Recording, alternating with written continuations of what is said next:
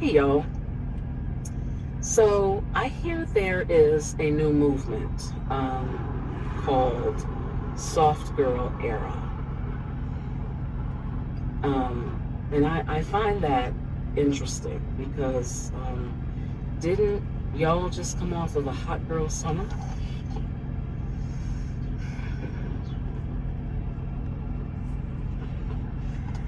You know, for a long time, I had a Facebook page and a Twitter page, and that I used to get flagged quite frequently, reported. I was in and out of Facebook jail for years for saying that a lot of you women are masculine, you're aggressive, you shouldn't be jumping in men's faces. I was called a pick-me. I was called a pick-me so much that I just learned to embrace the term. Matter of fact, when I started making videos, I put it in the description of my channel. Welcome to the Pick-Me Forum. Of course, I was told that I hate women. I hate myself, first of all, because I'm what? Because this is how I am, and I have been, all of my life. Because I get along with men, I enjoy the company of men. I know how to talk to men, and I don't think that it's cute to fight with men and run up in their faces and be hard and yell and carry on and be loud and obnoxious. It's not cute. It's not funny. So, I would get DMs all the time, saying hateful things to me, and I would shut one page down and I started another, and it would be the same thing until I got rid of the Twitter, and I got rid of my Facebook page also. And for years this went on because and not just me, but other feminine women like myself, like women who are truly feminine, not wearing a mask, not like you shapeshifters. Women who live their lives this way. This is how we are. This isn't a movement. It's not a personality. This isn't a mask that we're wearing. This is us. This is how we truly are. So we get trolled for this and told that we're wrong. We hate women. We're just all things wrong. But now you all are soft. This is a soft girl era. You're a joke. And nobody believes it except probably some weak, simping ass Negro. How do you have a body full of tattoos, but you're a soft, feminine woman? You got eyelashes long enough that you could cool off a whole room if you blinked hard enough, possibly even lift off the ground and take flight. But you're just soft and feminine. Now, please. What time of year this is? We already into almost the second week of September? Kids need school clothes. Your multiple children need school clothes, shoes.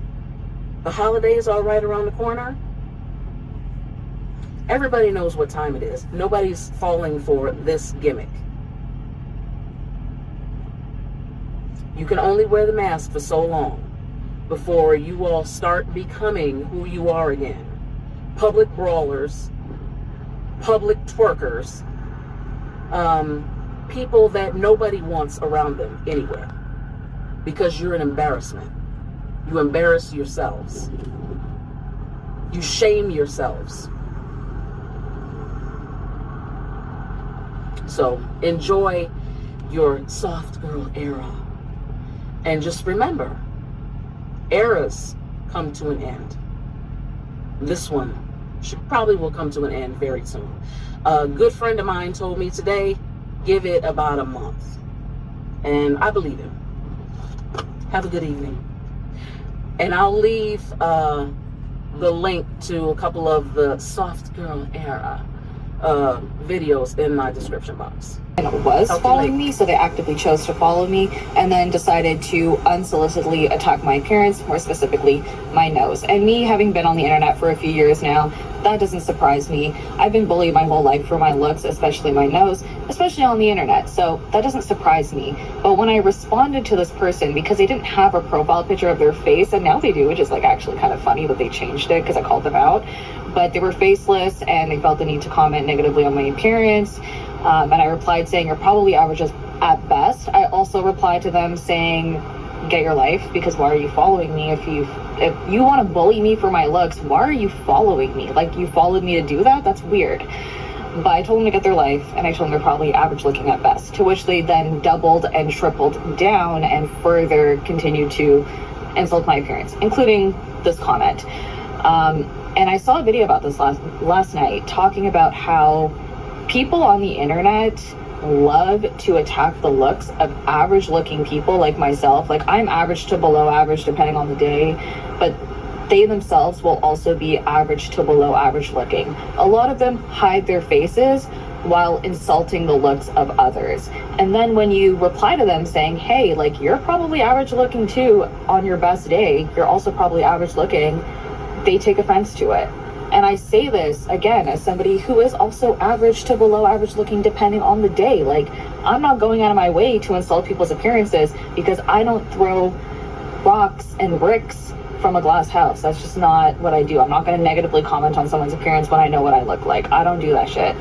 But it's just so interesting the way people rate themselves versus how other people rate them. And the creator in the video I watched, she was like talking about statistics about how people who society rated better looking actually rated themselves lower, and then people who rated themselves higher were rated lower by like other people. It's okay to be average to below average looking. That's okay. Objectively, not everybody in society can be beautiful. And again, that's okay. Beauty is rare, and that's what makes it so special. When you see someone who's beautiful, it's striking because beautiful people are not common. Beauty is not common. Beauty is rare. Beauty is a hot commodity. It's only when you're an average looking person who does ugly things, that's when people think less of you. People aren't going to think you're ugly right off the bat. It's when you do ugly shit, like harassing them in the comments, that's when they think you're ugly. But there's nothing objectively wrong with being average to below average looking. Find that highly educated, well-paid women are less desirable to the average man. And I would challenge that to say that most highly successful women tend to find the average man less desirable, thereby rendering them less desirable to the average man. A friend of mine was in a break room at his job the other day listening to a group of successful women talk about what they look for in a man, and all of them pretty much wanted a man who was doing better than them financially, and ideally a man that was doing better than them in every area of life. It was interesting because when he hears men talk about what they look for in a woman, it has nothing to do with her education, nothing to do with her finances, but everything to do with her character, with her beauty, with her ability and willingness to support him and submit to him. The thing about this conversation that we haven't discussed yet is who you become in attaining your success. If you could get the degrees, if you could get the bag, and you could still find yourself humble enough to support and submit to a man, even if he's not making as much money as you, then you don't fall into this category. But what tends to happen is we get the bag and we change the way we look at these men. No man wants to be looked down upon, period. You got the degrees, you got the bag, now you're trying to get the man, but you're coming into the relationship feeling as though you are better than him, and so why would you submit? That mindset is going to render you less desirable That to any always tells me, you're so lucky to be single and have no kids. You're living the life, but I got something to show you.